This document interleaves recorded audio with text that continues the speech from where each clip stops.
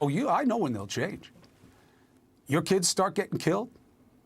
White people's kids start getting killed.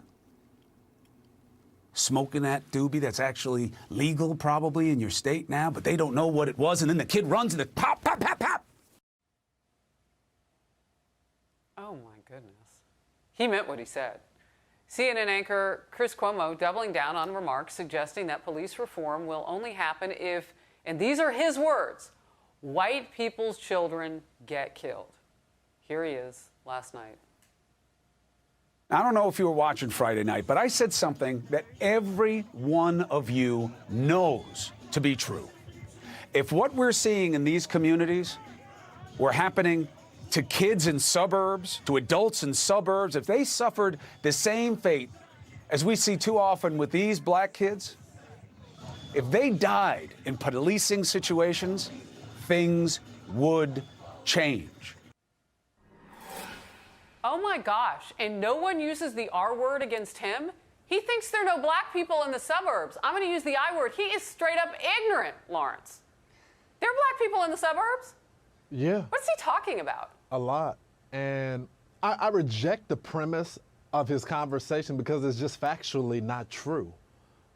Look, I'm not going to deny. I've been very transparent of some of the bad experiences that I've had. I've had mostly good experiences. I've talked about Tim Scott being stopped 9 times in the Capitol. Mm-hmm. So I understand the experience, and I'm not saying folks don't have a right to be outraged. But when there are white folks that are killed, people don't say anything. Daniel Schaefer was shot right in the back, crawling, right? You got Timothy Kaufman that died with a knee on his neck, and there was no outrage about that incident as well. And this is not speaking for all cops.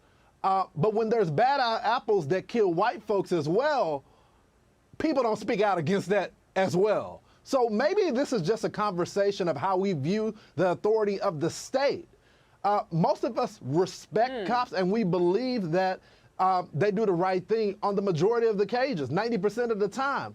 But when those bad apples get it wrong, sometimes we don't hold them accountable. What changed in the George Floyd case? The reason why it galvanized so many people, I believe, is because we were in the middle of a pandemic, and people saw the state very differently. When you saw mothers being on playgrounds, being put in paddy wagons for being on the street, that people didn't like that, and they looked at the state very differently. So we came together. That's just my thoughts.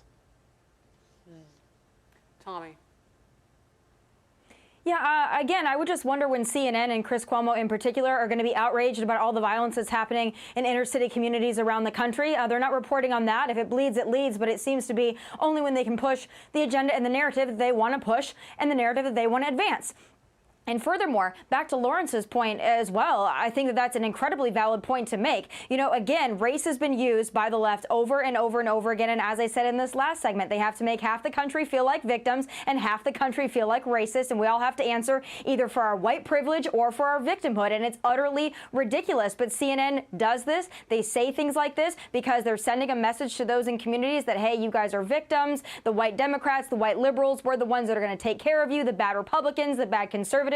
At the end of the day, it's not helping anybody. And going back to some of these cases at hand as well, if people like Chris Cuomo and those that are leaders of the Black Lives Matter movement and others, including Maxine Waters, if they wanted to protect people of color and black lives, the message that they would also be sending is one of compliance. You know, you might have a bad interaction with an officer, but if you comply with that officer, 9 times out of 10, you're going to go home safely to your family, and so is that officer. So that needs to be part of the discussion as well. Everyone wants to focus on race. In every single one of these instances, race, race, race. Let's also focus on the actions of the suspect and the victim and say, hey, listen, there are bad apples out there in the policing community, but if you comply, you will go home safe to your family at night. That needs to be the message, not one of martyrdom for resisting arrest. It's deadly, it's reckless, it's dangerous, and it's stupid.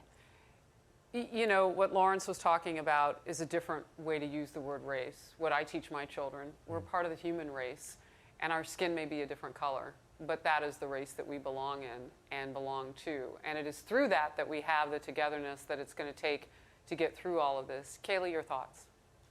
Yeah, I think you're exactly right, Harris. And that's a beautiful message to teach your daughters. Look, this is amazing. Chris Cuomo needs to take a hard look in the mirror, because he also said in his cleanup of these comments, or double down if you will, he said, look, this has brought out some of the worst and most divisive rhetoric out of us, this incident and these racial tensions. Well, he's one of the chief perpetrators of that. He said, who says protests have to be peaceful? Those were words from the mouth of Chris Cuomo before making further incendiary remarks. We all need to step back and say, how is my rhetoric contributing to the conversation? Because the beautiful lessons you're teaching your daughter, Harris, are a far cry from the kind of rhetoric we see from Chris Cuomo and others on television.